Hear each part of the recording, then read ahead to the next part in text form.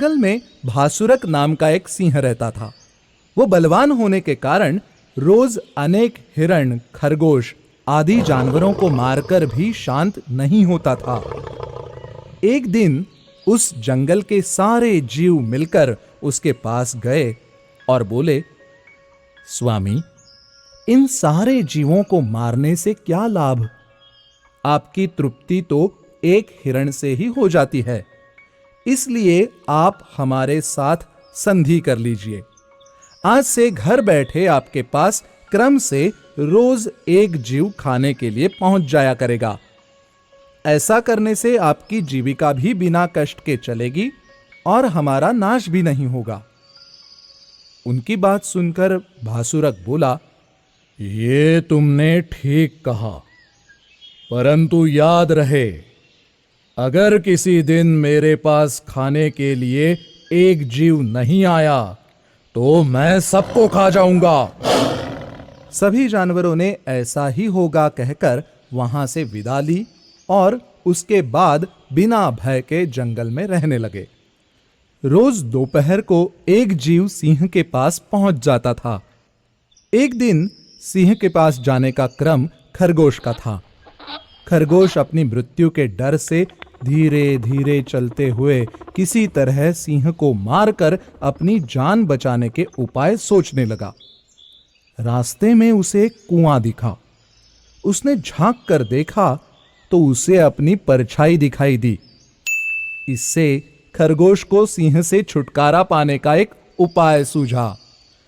खरगोश धीरे धीरे चलता हुआ शाम के समय सिंह के पास पहुंचा।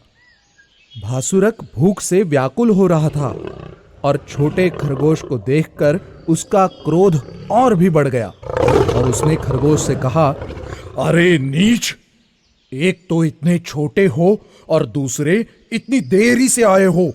इस अपराध के लिए मैं तुमको खाने के बाद सुबह सभी हिरणों को मारकर इसका दंड दूंगा। खरगोश ने दबी हुई आवाज में कहा, स्वामी, इसमें न मेरा अपराध है और न ही बाकी जानवरों का। सिंह ने दहाड़ते हुए कहा, चलो मेरे पेट में जाने से पहले अपने देर से आने का कारण भी बता दो। खरगोश बोला, स्वामी, आपके भोजन बनने के क्रम में आज खरगोशों की बारी थी। हमारा छोटा शरीर होने के कारण हम 5 खरगोश आज आपका भोजन बनने के लिए आने वाले थे, लेकिन रास्ते में एक दूसरे सिंह ने हमें रोक लिया और कहा, तुम सब कहाँ जा रहे हो? आज तुम मेरा भोजन बनोगे। मैंने कहा, हम हमारी प्रतिज्ञा के अनुसार भासुरक का भोजन बनने जा रहे हैं। उसने कहा, ये मेरा जंगल है, वो भासुरक कपटी है, जाओ उसे यहां बुला कर लाओ। आज हम दोनों के पराक्रम का निर्णय हो ही जाए। स्वामी, ऐसा कहकर उसने 4 खरगोशों को अपने पास ही रोक लिया और मुझे आपको बुलाने के लिए भेज दिया। यही मेरी देरी से आने का कारण है। खरगोश की बात सुनकर भासुरक बोला, यदि ऐसा है तो जल्दी से मुझे उस कपटी सिंह के पास ले चलो। मैं हिरणों का गुस्सा उस सिंह पर ही उतारता हूं।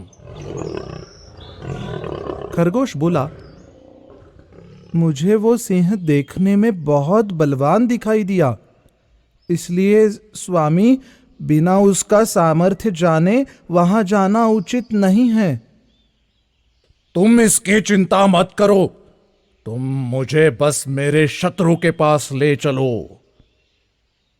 भासुरक की बात सुनकर खरगोश उसे रास्ते में दिखे कुएं पर ले गया और बोला, स्वामी, लगता है आपके भय से वो अपने किले में जाकर छिप गया है।